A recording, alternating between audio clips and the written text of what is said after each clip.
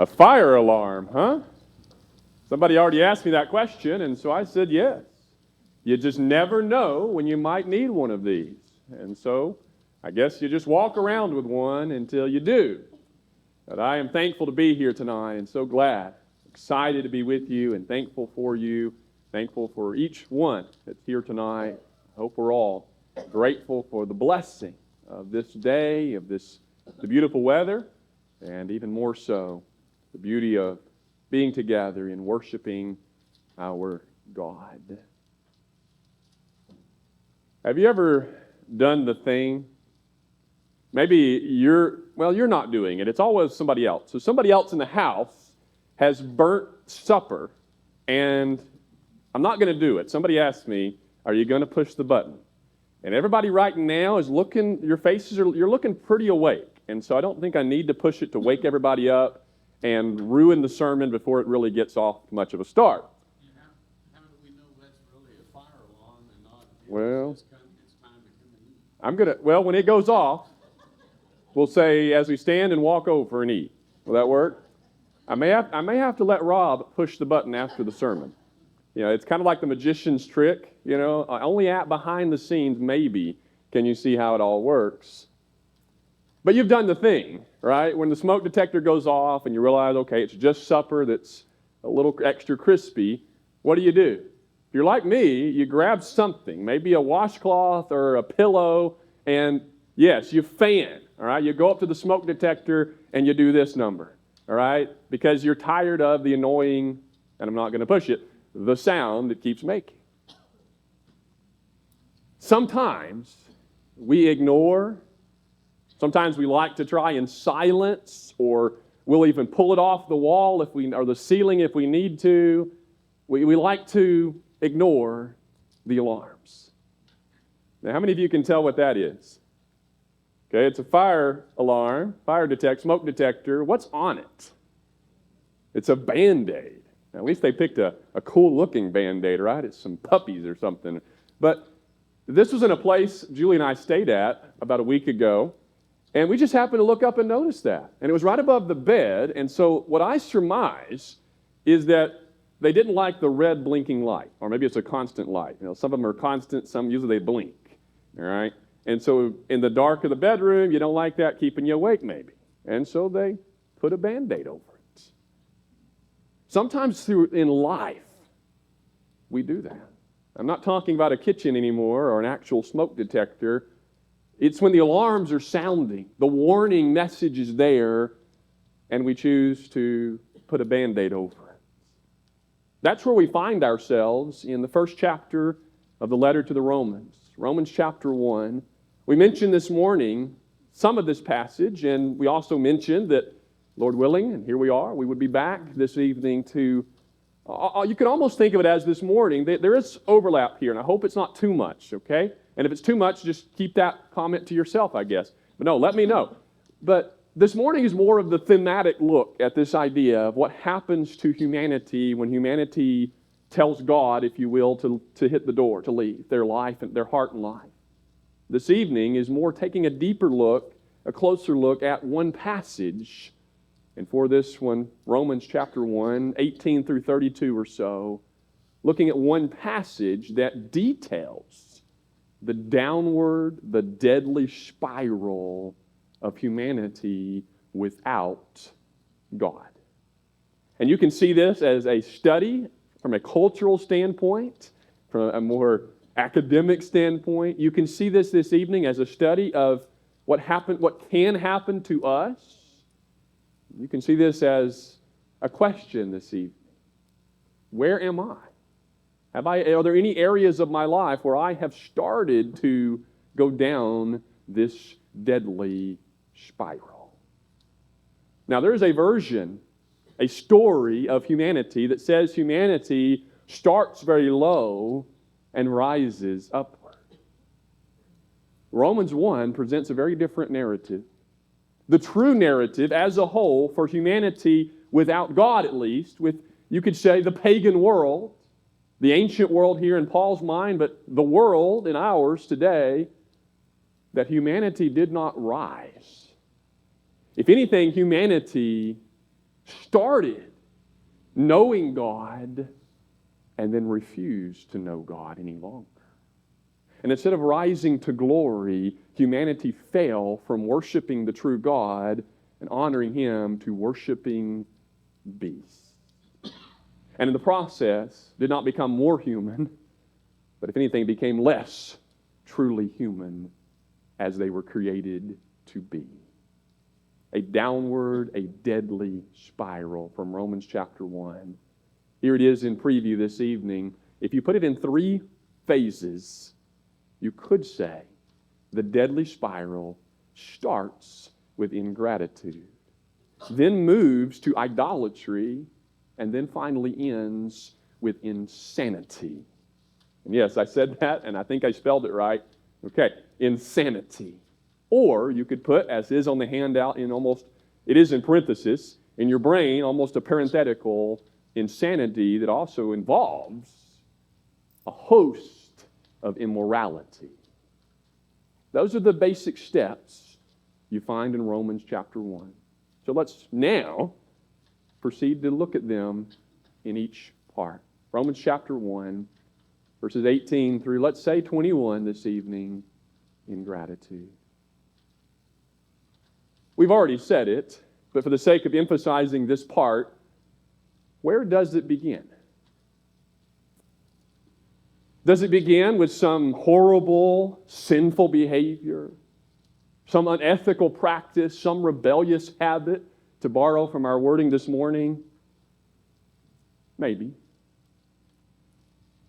There was a time when I suggested, I've preached this, that it starts, even in Romans 1, with idolatry.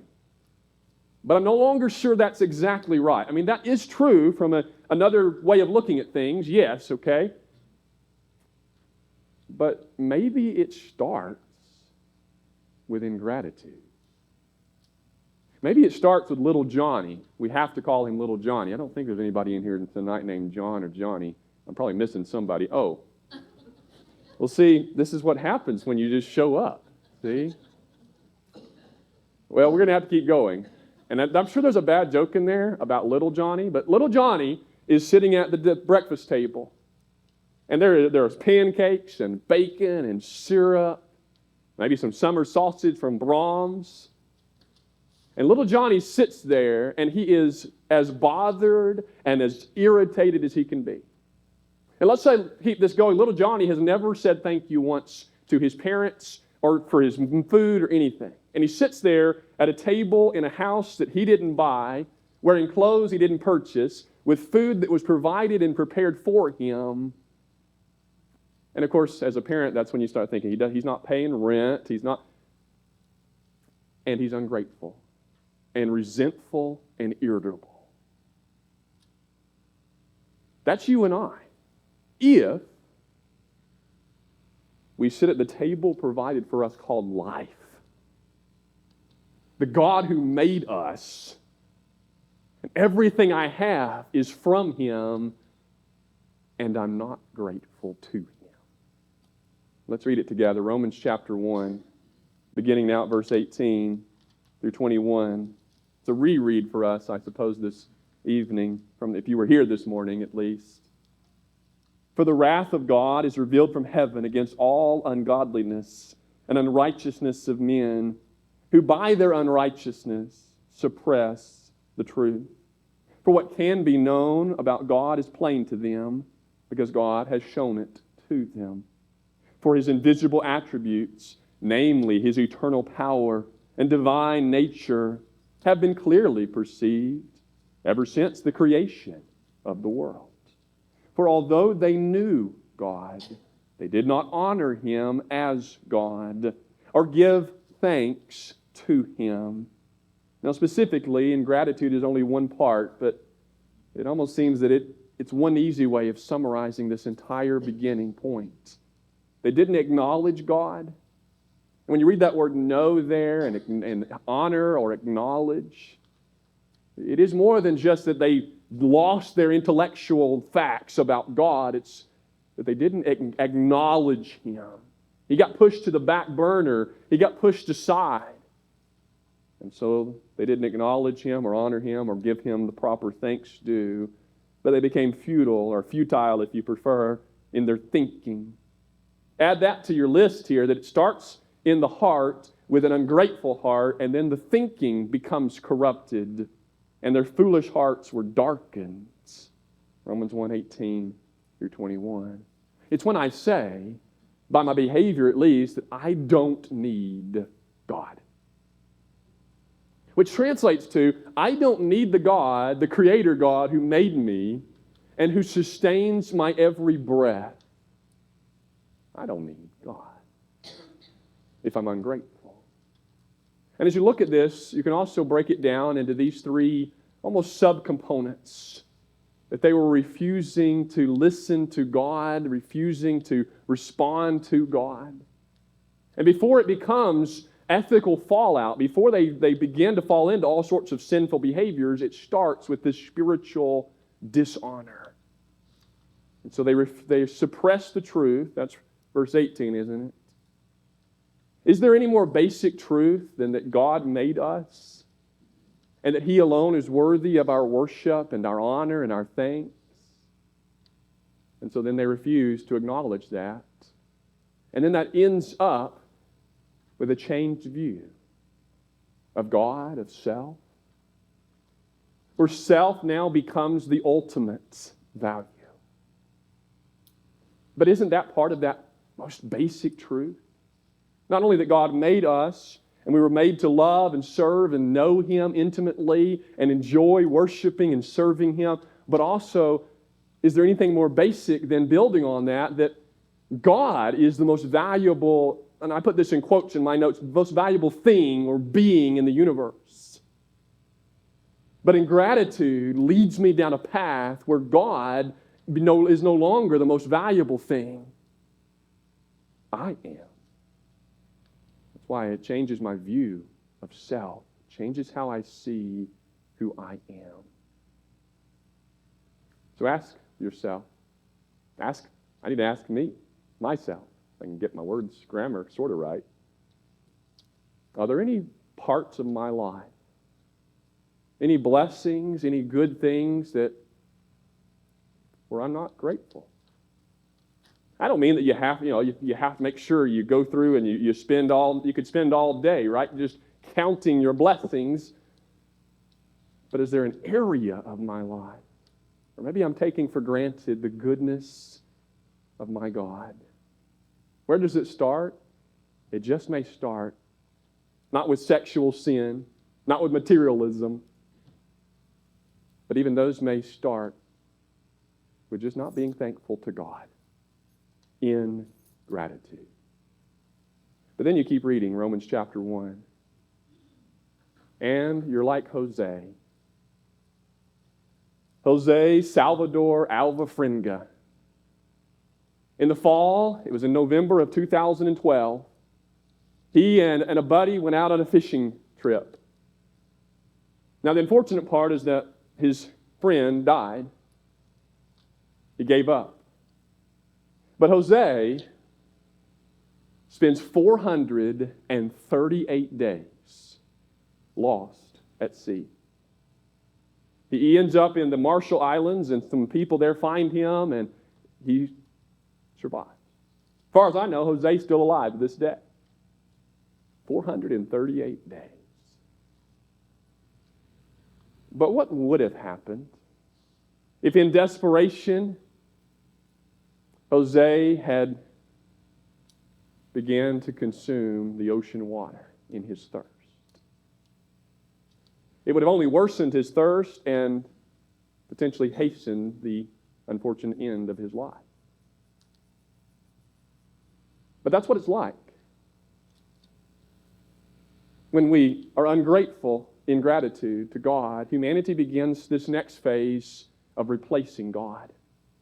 And in our desperation, in our pleasures, in our distractions, we begin to drink the sea. We begin to drink the water as we're lost at sea. I mean, the analogy kind of works, but we're only worsening the thirst.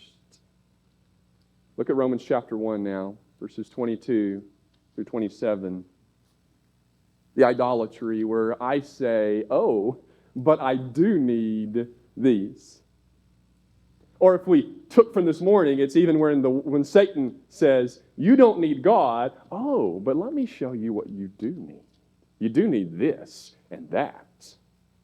And again, those this and that may be things, they may be people, they may be activities where I try and fill in the missing hole in my heart. Romans chapter 1, verse 22 now, tells us of the claim. Claiming to be wise, they became fools and exchanged the glory of the immortal God for images resembling mortal man, birds and animals and creeping things. Therefore, verse 24 says, God gave them up in the lust of their hearts to impurity, to the dishonoring of their bodies among themselves, because they exchanged the truth about God for a lie, and worshiped and served the creature rather than the Creator, who is blessed forever. Amen. For this reason, God gave them up to dishonorable passions.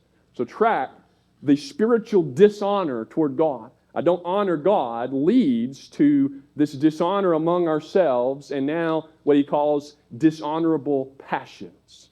What does he mean by that? He doesn't leave us guessing.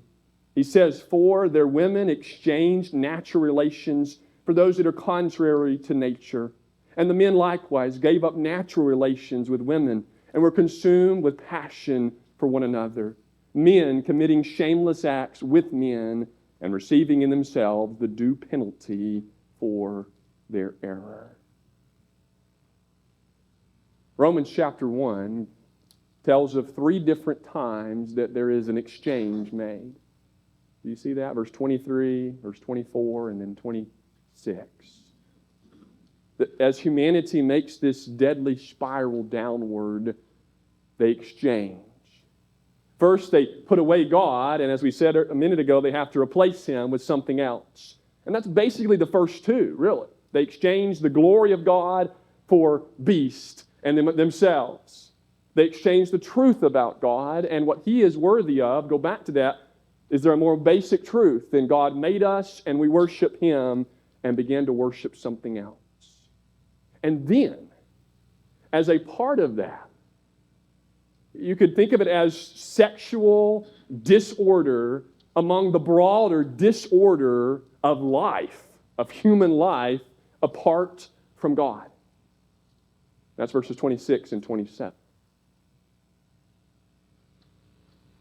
And I've heard this where sometimes we discuss the nature of our culture. We look at things like homosexuality, or even now we've moved to transgenderism, and I alluded to it this morning. The next step after that, I'm not even going to name. But sometimes we think about things like that and we discuss them among ourselves and we say things like, I don't know how long it's going to be. I don't understand why God isn't stepping in and punishing us and judging the nation. Now mark it this evening, I am not saying that there will not be judgment more direct and more thorough. I mean, there's the question, right? How long can a nation last? And the anniversary of our nation coming up. But according to Romans 1, part of divine judgment on a culture that walks away from God are behaviors like this. That these acts in themselves are a kind of judgment. When God says, okay, that's what you want, have that. That it's an indirect judgment on humanity's deadly spiral. Because not only are there 3 exchanges made, there are 3 times that God is said to give them up. Verse 24, 26, and then 28 that we haven't read just yet, but it's there. It's when God says, you don't want my will to be done, so your will be done. It's when God doesn't throw in the towel and give up or give up on humanity, but it is when God says, okay, Now, there's a quote that takes that thought and says, one day, when humanity stands before God, from a certain sense, God will say to the people who wanted their will and their will against God in this life, God will say once more, okay, your will be done. You may not have realized it, but this is divine, eternal judgment. This is what you wanted. By how you lived apart from me, your will be done. We never stop worshiping as humans. Maybe that's one innate part of our design that we just cannot overcome or leave behind. We just change the altars we worship at. And we laugh at the ancient world. Like Paul says here in verse 25, how they made these they built statues that looked like humanity and these creeping things. We kind of make a joke about how silly it is. And the biblical authors do that. Isaiah, Jeremiah, they basically make fun of them and say, you cook your food with part of the wood and then you put gold on it and bow down to it and pray for rain. Come on. Now, there are still cultures around the world where that kind of thing happens, but in our culture, we don't bow down to golden statues, but we bow down to the same ideas. We bow down before our bank account. We bow down before what culture feeds us through, maybe it's news media, maybe it's laughing at sin. You could make a really good parallel there, right? And say we bow down before screens instead of a statue. We still mount them on our walls. They're just not little statues like some cultures. They're big screens. Keep in mind, I'm not preaching you shouldn't have a TV on your wall, okay? I've got one on mine. Don't go too far with me tonight. So stop and ask here. What are my idols? And I ask it that way because I'm not saying everybody in here tonight is in idolatry. But I don't know if you can go through this life with all the idol temptations Satan presents and not have at least seasons where you struggle with an idol. What is an idol? What is idolatry here? We said it's replacing God. It's trying to satisfy a thirst that only makes you more thirsty. Or another good way of defining idolatry is that it is when I take a good thing and turn it into something more than that. To make it, simple language, all right? Now, the word great can be applied differently, but keep it very restricted and simple and say God gives us good things, but from this simple standpoint, only God is truly great. But if I take a good thing God has given me, sex, things to enjoy, whatever it is, and I try to make it the ultimate, the great thing, then I'm beginning to go further down the downward deadly spiral. From ingratitude to idolatry, when God says okay and gives up on humanity. Now, a couple of other thoughts about 26 and 27. This is a popular question. In our time, why is it wrong? Is it just because God doesn't like it? What's the problem? And as you read Romans 1 and some other texts as well, confirm this idea that it is not the way we were made, for one thing. And then there's also the possibility in this context that this is a direct outflow of idolatry. And I'll let you think about that one. I don't want to be, again, this is a Sunday evening sermon, but think of those two thoughts. What were we made for as male and female? And then we exchange what is natural.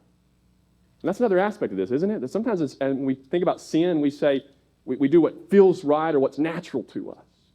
And I understand what we mean by that, and I agree with that. But here, this approach is that God created us in a certain order, in a certain design. That's natural from creation. When I violate that, it's actually unnatural or idolatry.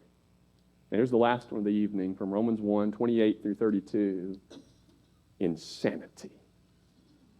By this point, now both doors, the barn doors are open, and there's just no end in sight.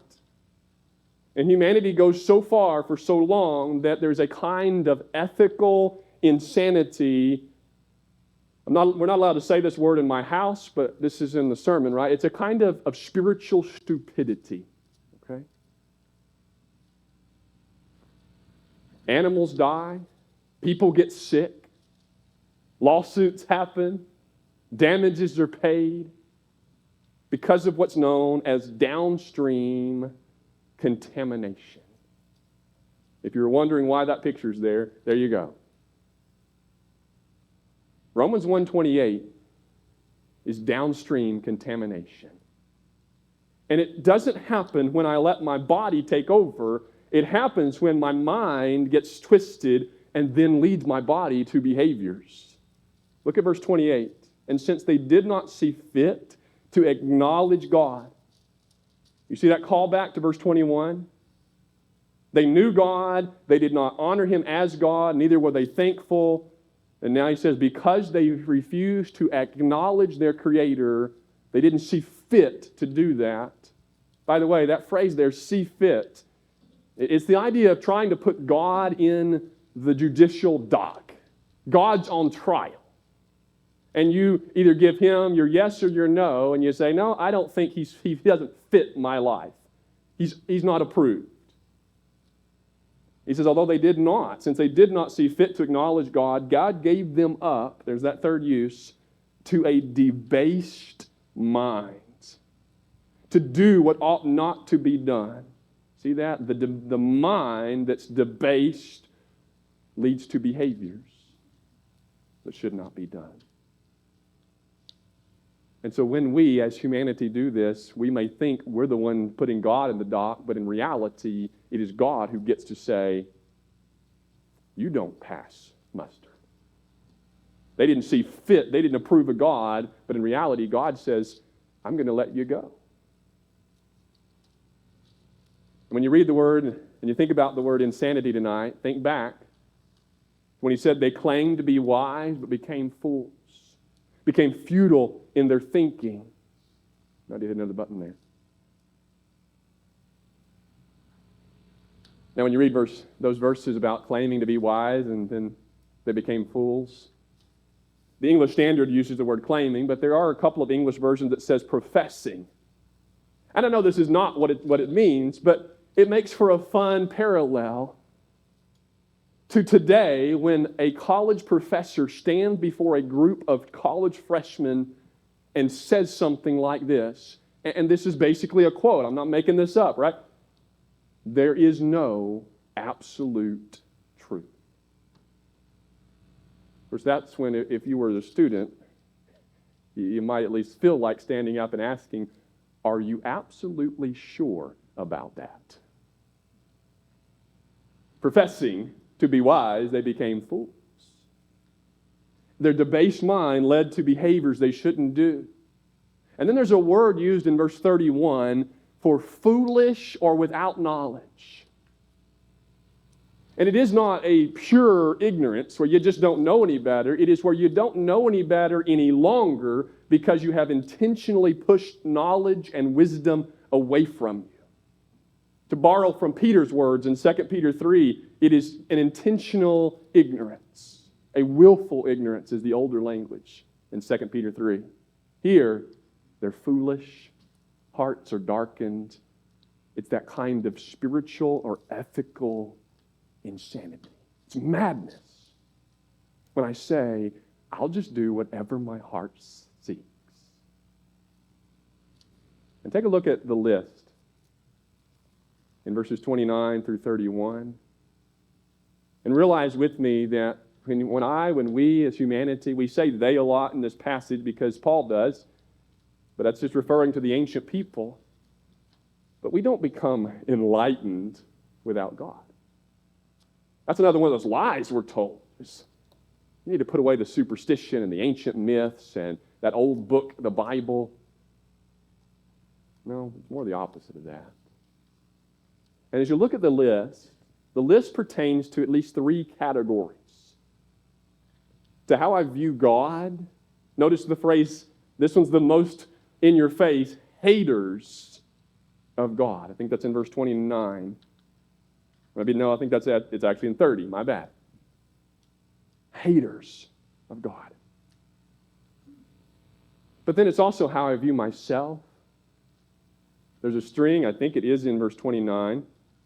No, see, I keep wanting to go to 29. We're going to get there in a minute. But in verse 30, he uses terms insolent. And that's where I have this kind of superiority complex. Haughty, boastful. Those are primarily about how I see myself as being better than you and really everybody else. And when my God gets smaller, I always get bigger because of it. And then it's about how we see others. Notice things like, I'm not even going to try to keep up with where they are in the verses at this point, but things like envy and strife, deceit. We mentioned this morning gossip and slander and disobedient to parents. So how I see God, how I see myself, then leads to how I see you.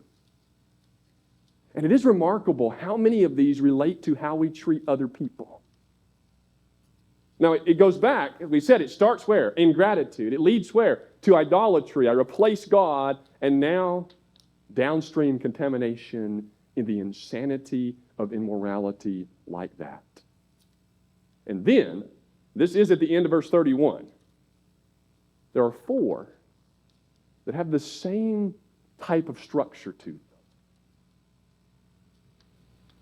As we said, this is a Sunday evening sermon, and so it's not a Greek class, but some of you, I think, are already familiar with this, that there's a Greek letter, we would call it A, or alpha, but if you attach that to the front of a word, it negates the word. It's the opposite. So all four of these are positive terms negated. Foolish is a word for wisdom or knowledge, opposite, without knowledge. Faithless. It's not your typical word. It's only found this one time in your Bible. It's not your typical word for not having faith in God. It is more like without fidelity. It's when I'm not faithful to my spouse or my children, or I'm not faithful in any context in life. A lack of loyalty. And then the word heartless in the ESV. Or without, you may even have one that says without natural affection. I don't understand it. It's insane. But how someone could hold their own child. Or go back to this morning, how someone could not yet have held them, but hold them in their mother's stomach and not cherish and love that new life. You look at the numbers of child abuse and human trafficking among children, and you don't have to think Romans 1 is all that far off base. Now, I'm not saying anybody in this room has been guilty of that, but it's in this list with things like gossip and then that last one, ruthless. It's without compassion. Connect the two. It's without a heart of compassion for people. And this last one in verse 31 is maybe even when somebody else has done wrong to me, when they've committed one of the atrocities in this context, and then how I respond to that. There's no room for forgiveness and compassion and mercy. Well, then I get to just figure out what I'm going to do to them back. So these four could be read this way. We don't know. We don't stay. We don't care. And we don't have a heart anyway. That's how far humanity goes without God. It begins with something as seemingly simple and innocent as ingratitude. And I don't know, this may be too psychological for Romans 1, but it's almost like it starts with the first time I don't give thanks to God. The first time I don't express thank you or praise for his blessings. And I just go on about my life. I don't need God. Oh, but I do need thee. Idolatry. I've got to replace God with self or something. Something. And it ends in the insanity of immorality. Now, someone suggested this. I didn't make it totally work right, but if you take the quote parts of the outline, the missing blanks, I think you come up with, I need God. I need God. Well, it's the first two quotes, I think, and then the bottom of the third section. See, I did not do it right at all, but I tried. Maybe that's a good positive takeaway. To be reminded this evening, as human created beings, we need our God. And so let's honor him. Let's give thanks. Let's make sure we worship God and God alone. And let's make sure that we don't follow the stream of our culture. But what's the solution? Even as we try and reach the world and turn back the tide, what's the solution? Is it to tell people, hey, God's wrath is revealed, Romans 1:18, you're going to hell? I don't know if that's the solution.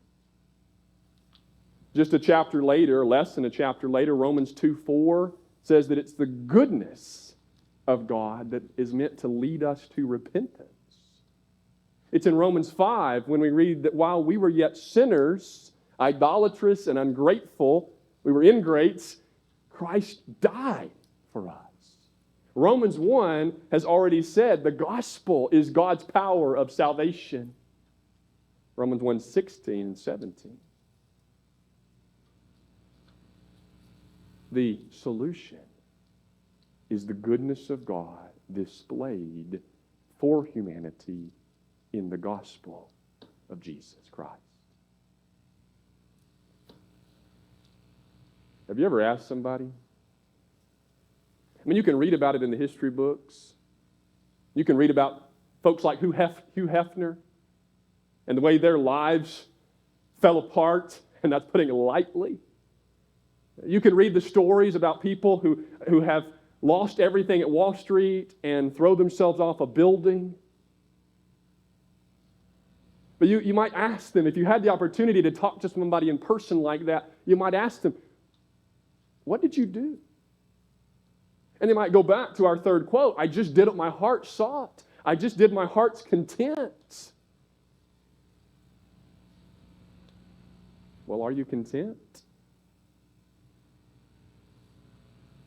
And it is most easily seen at the end of life. In life's final moments, when everything is broken down to its core. You ever seen that? I know some of you have seen godly people on their deathbeds. And as ugly as death is, there's a beauty to facing death with confidence and excitement even for what is to come after, and the peace that the world can't understand. But have you ever seen somebody who's lived a godless life on their deathbed? Sometimes they're angry. Sometimes they're panicked. Maybe a whole host and mixture of emotions. They're fearful. They're doubtful. And I'm not saying Christians that are faithful never struggle with any of those things. There's always exceptions, right, on both sides. But that's when you see it at its darkest. And then you realize